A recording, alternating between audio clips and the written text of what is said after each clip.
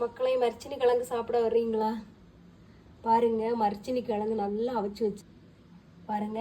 அது கூடவே காம்பினேஷன் நொத்தோலி மீன் குழம்பு. மக்களே, கூடவே மிளகு சம்மந்தி. ஆக்சுவலாக காந்தாரி மிளகுல பண்ணால் தான் ரொம்ப நல்லாயிருக்கும். பெங்களூரில் எங்கே தேடி எனக்கு காந்தாரி மிளகு கிடைக்கல. அதனால நம்மளோட பச்சை மிளகாய் வச்சு நான் அட்ஜஸ்ட் பண்ணிட்டேன்.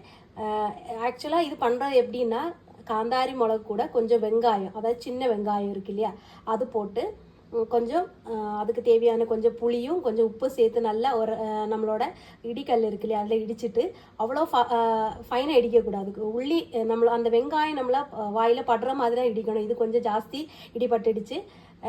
அது கூட எல்லாம் மிக்ஸ் பண்ணி எடுத்த பிறகு கொஞ்சம் நல்ல ஃப்ரெஷ்ஷான தேங்காய் எண்ணெய் எடுத்து அதில் மிக்ஸ் பண்ணிச்சுன்னா சூப்பர்வான நம்மளோட காந்தாரி மிளகு சட்னி ரெடி ஆயிடுச்சு மக்களே. இது ஒரு சூப்பர் காம்பினேஷன் நம்மளோட